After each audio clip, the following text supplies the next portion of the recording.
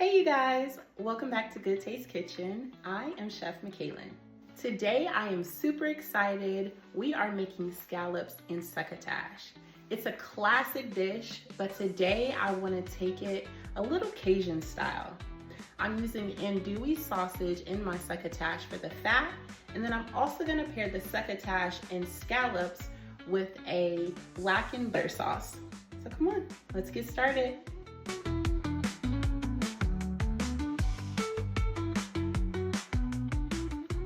Okay, you guys, so I have all of my ingredients laid out here ready to go. For the succotash, the main ingredient is going to be corn. I got 5 ears of corn.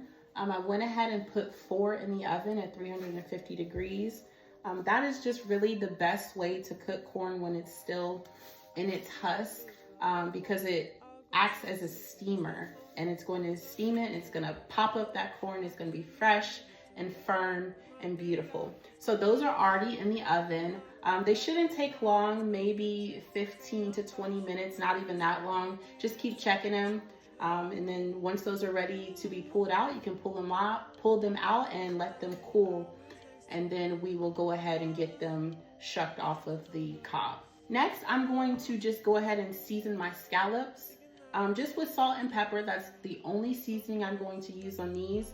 I'm gonna go ahead and season them now and then set them back into the fridge so that they can start to cure, they can start to break down the protein, but also so that when we sear them, the crust is going to be perfect.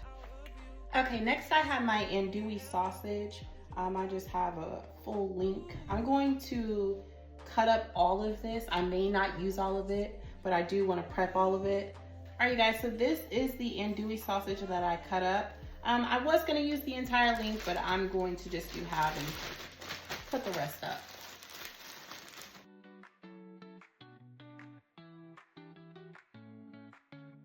Okay, I can smell the corn in the oven, so I think they should be good, pretty good. Remember, we're going to cook them again when we toast it with everything else to make the succotash. So I'm going to go ahead and pull these out.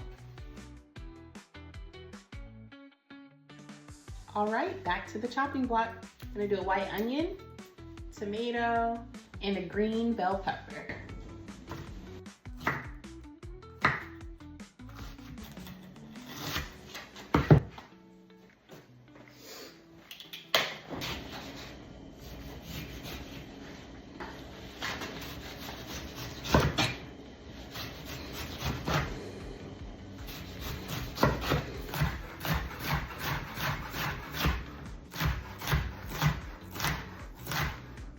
I'm also going to mince up some fresh garlic.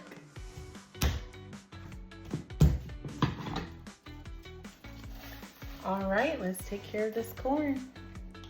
Okay, so I've got another board here, and I also have this little lid that I have.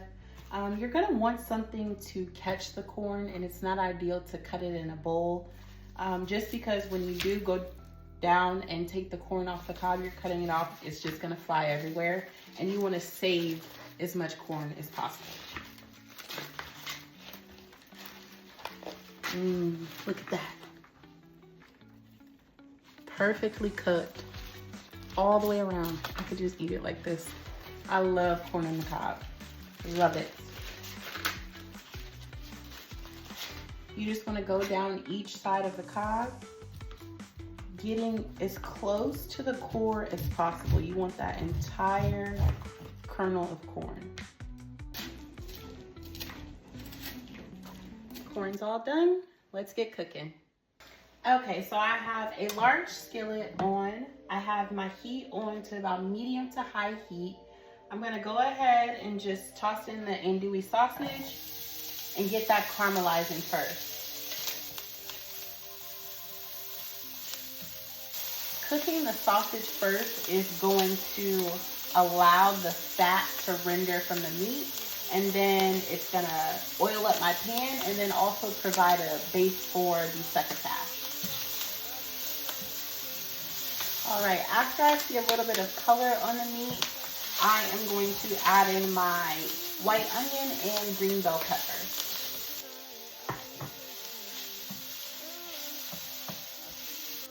So you really want to let that onion and bell pepper sweat all the way down.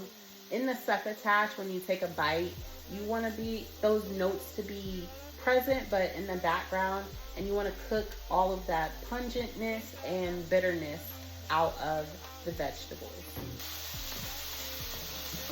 All right, I'm adding in just a little bit of that garlic that was minced up. Okay, once the sausage, peppers, and onions have all cooked down together, next I'm going to go in and add tomato. The tomato is very, very important in the succotash. Once the tomato is cooked down, you don't want it to be mush and eventually turn into a sauce, but you do want the tomatoes to render their juice as much as possible. It's going to make the dish and the succotash become cohesive. It's going to add like a stickiness to it, if you will. It's important that your tomatoes are ripe. When they're the ripest, they will yield the most flavor. All right, now we're gonna go in with our corn. I'm probably gonna add half of this at first and then just add it gradually the more that I need it. All right, while this is cooking down, I am going to season it with salt and pepper, a little bit of ground mustard and paprika. I'm also gonna add some butter in there and a little bit of parsley. This is how we're looking. Looks delicious already. I'm going to continue to let everything melt together. All right, the succotash is finished. I'm going to go ahead and turn this off and get started on the sauce. The sauce is going to be very simple. It's just going to be butter, garlic, and cream. And then I'm going to season it with a little bit of salt and pepper, maybe some paprika. We'll see. I just don't want it to be too spicy and overtake the dish. It's just an accompaniment, really. All right, next are the scallops. And as you can see, I've got a piping hot pan. I've got my scallops and we're ready to go.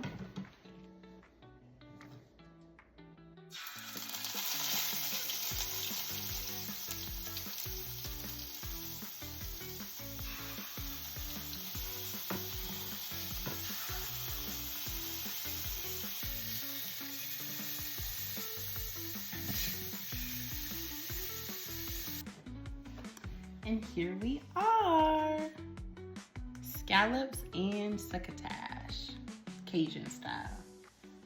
I am so happy with the way this turned out. The succotash looks beautiful. The scallops, they have a beautiful color on them.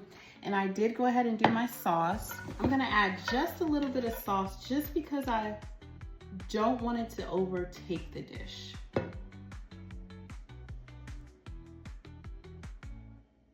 Okay, time to taste.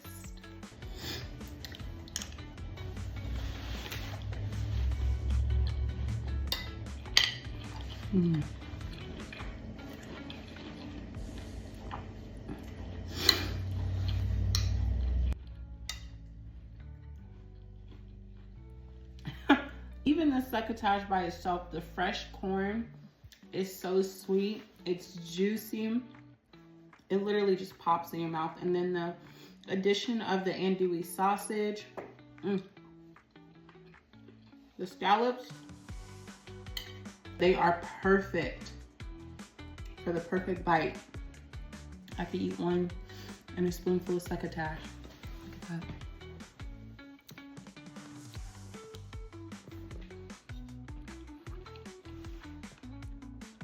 The sauce, don't even need it, but it's good. Brings everything together. I am very well pleased with this. Thank you guys so much for tuning in and watching. I hope that you can try this dish if you're feeling up to it. It is top tier. I hope you guys enjoyed watching, and I will see you next time. Have a good one.